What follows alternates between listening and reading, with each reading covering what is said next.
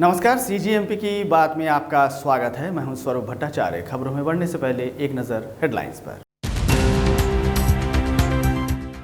पूर्व कैबिनेट मंत्री और रायपुर पश्चिम के विधायक राजेश मुणत ने संभाली पुरी का मोर्चा। संबित पात्रा हैं पुरी लोकसभा से भाजपा प्रत्याशी। 25 मई को होगा 5वें चरण का मतदान। कपास बीज नहीं मिलने से खरगोन के किसान नाराज। चक्का जाम कर किया जोरदार हंगामा, लगाया कालाबाजारी का आरोप।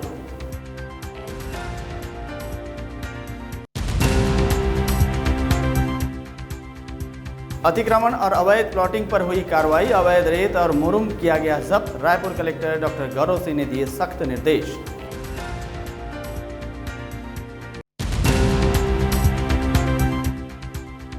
छत्तीसगढ़ शराब घोटाले में ईडी करेगी पूछताछ। कोर्ट ने ईडी को दिया 5 दिनों का समय। शराब घोटाला मामले में जेल में बंद है कई आरोपी।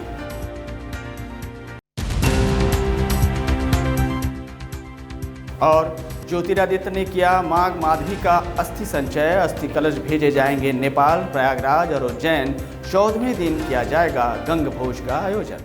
अब बढ़ते हैं खबरों की ओर। ओडिशा के पुरी में शुक्रवार शाम को रायपुर पश्चिम से विधायक राजेश मुणत और भाजपा के राष्ट्रीय प्रवक्ता संबित पात्रा एक साथ ऑटो में सवारी करते दिखाई दिए। दरअसल संबित पात्रा पुरी लोकसभा से भाजपा के प्रत्याशी हैं और वहीं राजेश मुणत भाजपा के लिए चुनाव प्रचार करने पुरी प्रवास पर हैं। राजेश मुणत पुरी में भाजपा कार्यकर्ताओं से लोकसभा व विधानसभा चुनाव को लेकर बैठकें और चर्चा कर रहे हैं। साथ ही लगातार लोकसभा प्रत्याशी संबित पात्रा और पुरी विधानसभा क्षेत्र से प्रत्याशी जयंत कुमार सारंगी के पक्ष में प्रचार भी कर रहे हैं।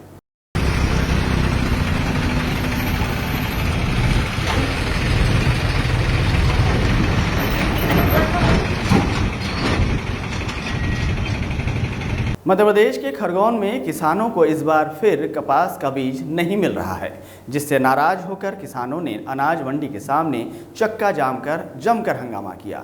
वहीं कल बुधवार को कृषि उपज मंडी में लंबी कतार लाइन लगाकर किसान कृषि विभाग बीज से टोकन ले रहे थे। अब बीज खत्म होने से किसान नाराज हैं। इधर मामले की जानकारी लगते ही मौके पर एसएसपी तरुणेंद्र बघेल और एसडीएम भास्कर माचले पुलिस बल के साथ पहुंचे हैं। दरअसल खरीफ सीजन में खेत तैयार करने के बाद किसानों को अब कपास बीज के बुआई की चिंता परेशान करने लगी है।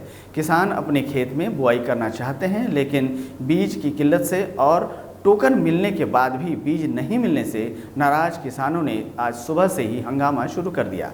किसानों के चक्का जाम से चित्तौड़गढ़ भुसावल पर वाहनों की लंबी लाइन लग गई, जिससे आने जाने वाले लोगों ने परेशान होकर पुलिस को सूचना दी, जिसके बाद एसपी तरुणेंद्र बघेल और एसडीएम भास्कर गाचले पुलिस बल के साथ मौके पर पहुंचे और मामला शांत कराने का प्रयास करने लगे। इधर किसानों का आरोप है कि बीज की कालाबाजारी हो रही है।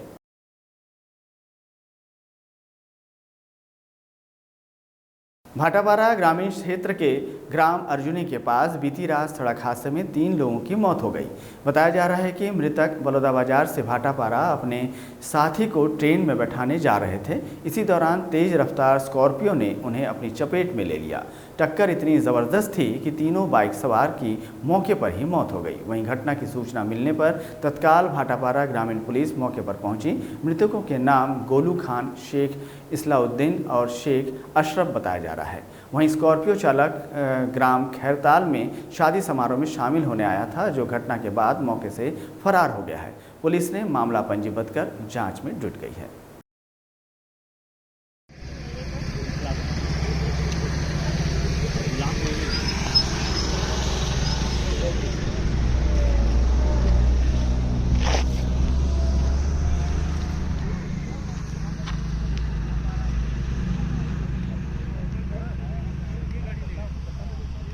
वहीं एक और सड़क हादसे की घटना दुर्ग जिले से भी देखने मिल रही है, जहां दुर्ग जिले के अंडा थाना क्षेत्र में कोलिहारी में 2 बाइक सवार युवक सड़क हादसे का शिकार हो गए, जिसमें एक युवक की मौके पर ही मौत हो गई। वहीं एक अन्य युवक को गंभीर स्थिति में दुर्ग जिला अस्पताल में भर्ती कराया गया, जहां उसका इलाज जारी है।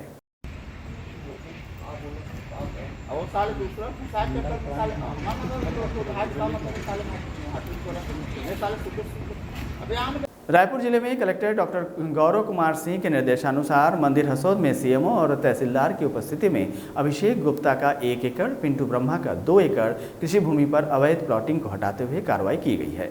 साथ ही ग्राम नकटा में शासकीय भूमि पर लगभग 310 हाइवा अवैध रेत और 135 हाइवा मुरुम भंडारण पर कार्रवाई करते हुए जब्त किया गया है। वहीं रायपुर अटल एक्सप्रेसवे पर खुले अवैध प्लॉटिंग के मार्ग को बंद किया गया है। गौरतलब है कि कलेक्टर डॉक्टर गौरव कुमार सिंह ने जिले के राजस्व अमला और नगर निगम जोन कमिश्नरों की बैठक लेकर जिले में अवैध प्लॉटिंग और अतिक्रमण पर रोक लगाते हुए कानूनी कार्रवाई करने के निर्देश दिए थे।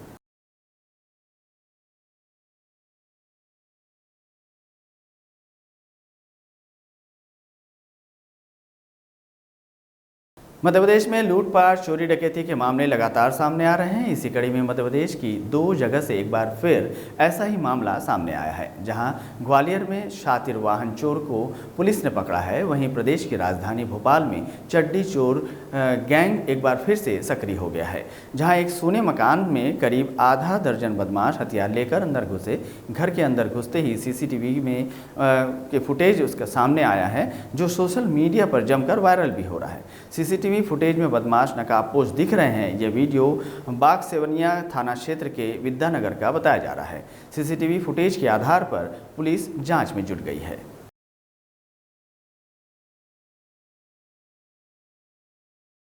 छत्तीसगढ़ शराब घोटाला मामले में जेल में बंद आरोपी अनवर ढेबर, अरुण प्रति त्रिपाठी और त्रिलोक सिंह ढिल्लन से प्रवर्तन निदेशालय यानी ईडी पूछताछ करेगी। पूछताछ के लिए कोर्ट ने ईडी को आवेदन लगाया गया है, जिस पर सुनवाई करते हुए कोर्ट ने 5 दिनों का समय ईडी को दिया है। अब ईडी की टीम 27 मई से लेकर 31 मई तक जेल में बंद आरोपियों से शराब घोटाले से जुड़े मामले में पूछताछ कर सकती है।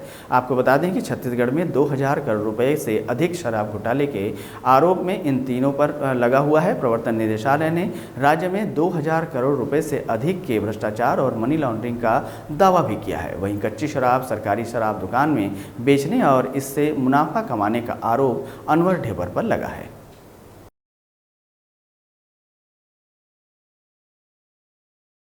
छतरपुर जिले के नौगांव तहसील में फ़ोन कॉल के जरिए अश्लील बातें कर महिलाओं ने युवकों को अपने जाल में फंसाने वाला एक गिरोह बना रखा है, जिसका पुलिस ने भंडाफोड़ किया है। गिरोह के 2 शातिर महिलाएं पुलिस गिरफ्त में हैं। गिरोह का सरगना निगरानी शुदा बदमाश सहित अन्य की तलाश पुलिस कर रही है। जानकारी के मुताबिक मोबाइल फ़ोन पर अश्लील बातें कर अपने झांसे में फंसाकर महिलाएं युवकों को ब्लैकमेल करती थीं। इस ग्रुप में फंसने वाले एक पीड़ित युवक की शिकायत पर पुलिस ने मामला दर्ज कर गिरोह की एक महिला को गिरफ्तार किया है। पूछताछ में पता चला है कि युवक को मिलने के बहाने बुलाकर मारपीट कर रुपया छीन लिया। इसके बाद ब्लैकमेल करते हुए 8 लाख रुपए की मांग भी की। नौगांव थाना पुलिस ने महिला ब्लैकमेल गिरोह का खुलासा करते हुए अन्य आरोपियों की तलाश में जुट गई है।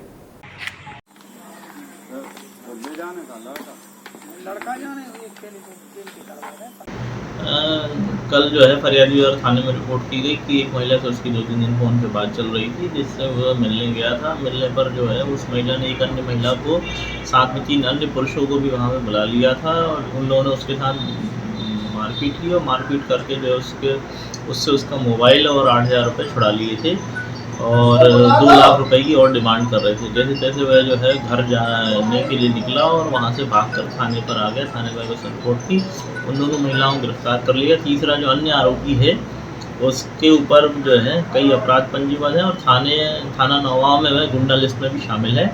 और 2 अन्य आरोपी, उनके नाम अभी पता नहीं चले हैं, विवेचना की जा रही है, जल्दी गिरफ्तारी की जाएगी। क्या ये जो महिलाएं हैं ये इस प्रकार की कृत्य करती रहती थी? अभी इनके विरुद्ध जो है एक अपराध थाने में और मौजूद है, जिनका उल्लेख हमने जो है केस डायरी में भी किया गया है और इनकी जानकारी जुटाई जा रही है कि इनके ऊपर और कितने अपराध हैं। सरगुजा पुलिस ने तंत्र मंत्र का झांसा देकर ठगी करने वाले 4 आरोपियों को रायपुर और रायगढ़ से गिरफ्तार किया है।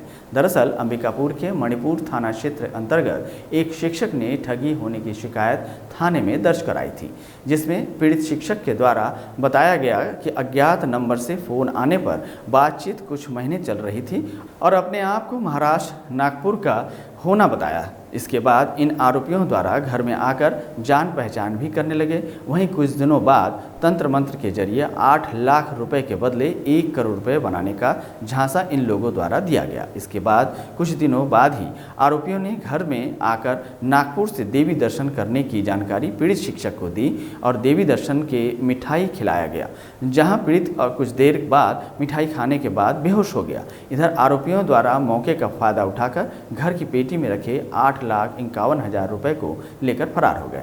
पीड़ित की शिकायत पर पुलिस ने शहर के लगे सैकड़ों सीसीटीवी फुटेज खंगाले। साथ ही कॉल डिटेल निकालने के बाद आरोपियों को रायपुर और रायगढ़ से गिरफ्तार करने में पुलिस को सफलता मिली है।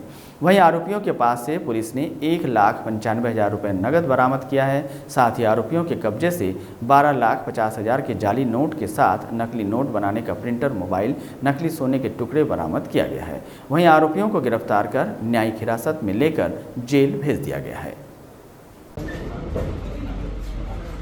ये वाला है कलर पेंटर, इसी से चाबी जो परिवार नहीं लग रहा है, ये सोना गलाने का काम। टीवी फुटेज को खोजा गया। वो किस रास्ते से आए, बताया ही गया था कि वो रायपुर तरफ के रास्ते से आए हैं। तो रायपुर के रास्ते के जितने सीसीटीवी फुटेज थे उनको सर्च किया गया और सीसीटीवी फुटेज को देखने के बाद में एक स्विफ्ट कार जो थी वो सस्पेक्ट के रूप में दिखी और वहाँ पर सीसीटीवी फुटेज का जो था उसके बाद में सीसीटीवी फुटेज से स्विफ्ट कार का जो नंबर था वो रायपुर का होना पाया गया। तत्काल पुलिस अधीक्षक महोदय के निर्देशन में एक टीम जो है थाना प्रभारी के नेतृत्व में रायपुर गई और रायपुर जाने के बाद में बहुत ही अथक मेहनत से जो है वो 3 आरोपी को रायपुर से और 1 आरोपी को जो है वो रायगढ़ जिले से जो है गिरफ्तार किया गया। साथ में जो है एक आरोपी का नाम सीत कुमार सोनवानी रायपुर के हैं, गिरधारी साहू आरोपी रायपुर का है, आसू झा रायपुर का है और 1 आरोपी जो है वो सुखदेव साहू रायगढ़ का है। ग्वालियर के पूर्व शाही परिवार की राजमाता माधवी राजे सिंधिया के पार्थिव शरीर का गुरुवार शाम मध्य प्रदेश के ग्वालियर में अंतिम संस्कार किया गया। 76 वर्षीय माधवी राजे का बुधवार सुबह दिल्ली के एम्स में निधन हो गया था और उनका पार्थिव शरीर गुरुवार को एक विशेष विमान से नई दिल्ली से ग्वालियर लाया गया था। बुधवार को ज्योतिरादित्य सिंधिया ने मां को मुखाग्नि दी थी। मां की अंत्येष्टि के दूसरे दिन ज्योतिरादित्य सिंधिया अस्थि संचय करने छतरी परिसर पहुंचे। सिंधिया परिवार के करीबी बालखांडे ने बताया कि राजमाता की अस्थियां उत्तर प्रदेश के प्रयागराज, पड़ोसी मुल्क नेपाल समेत उज्जैन भेजी जाएगी। इससे पहले 9 दिन तक ग्वालियर के ही माधवबाग में अस्थि कलश रखे जाएंगे, जहां अम्मा माधवी राजे सिंधिया का लोग अंतिम दर्शन कर सकेंगे। वहीं 14वें दिन गंगभोज का आयोजन किया जाएगा, जिसमें सगे संबंधियों के साथ परिचित और अन्य लोग शामिल होंगे।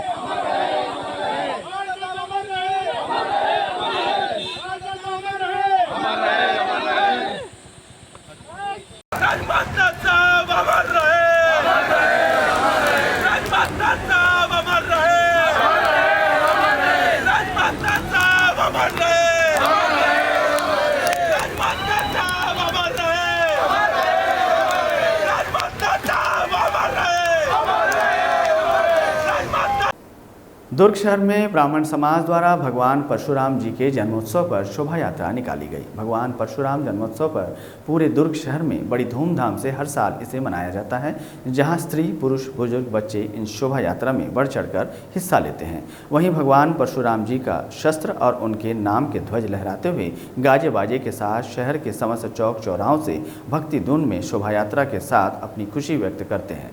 शहर में शोभा यात्रा पहुंचने के बाद दुर्ग के पूर्व विधायक अरुण वोरा और महापौर धीरज बाकलीवाल शोभा यात्रा में शामिल होकर समस्त ब्राह्मण समाज के लोगों का स्वागत किया।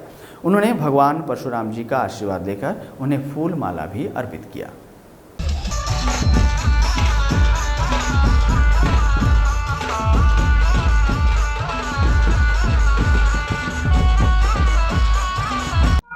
भगवान विष्णु के 6वें अवतार भगवान परशुराम के जयंती आज बहुत ही धूमधाम से दुर्ग शहर में मनाई जा रही है। ब्राह्मण समाज दुर्ग भिलाई द्वारा आज भव्य शोभा यात्रा निकाली गई है, जिसके स्वागत को लेके हम लोग आज इंदिरा मार्केट मोती कॉम्प्लेक्स के पास इकट्ठा हुए और पूरे शहर में उत्साह का वातावरण है। भगवान परशुराम की जय जयकार। इसमें पूरा ब्राह्मण सभी ब्राह्मणों सभी के लिए इष्ट देवता है और ये साल में एक बार उसकी जयंती के रूप में मनाया। अब चलते चलते एक नजर डालते हैं खबर की सुर्खियों पर। पूर्व कैबिनेट मंत्री और रायपुर पश्चिम के विधायक राजेश मूणत ने संभाली पुरी का मोर्चा। संबित पात्रा हैं पुरी लोकसभा से भाजपा प्रत्याशी। 25 मई को होगा 5वें चरण का मतदान। कपास बीज नहीं मिलने से खरगोन के किसान नाराज। चक्का जाम कर किया जोरदार हंगामा, लगाया कालाबाजारी का आरोप।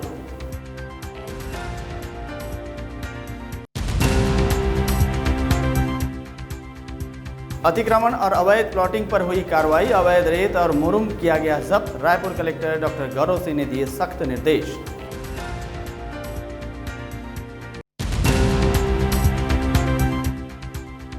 छत्तीसगढ़ शराब घोटाले में ईडी करेगी पूछताछ। कोर्ट ने ईडी को दिया 5 दिनों का समय। शराब घोटाला मामले में जेल में बंद है कई आरोपी।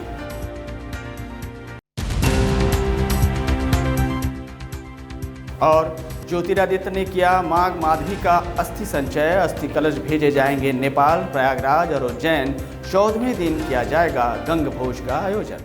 CGMP की बात में आज बस इतना ही। मुझे दीजिए इजाज़त। आप देखते रहिए रफ्तार मीडिया।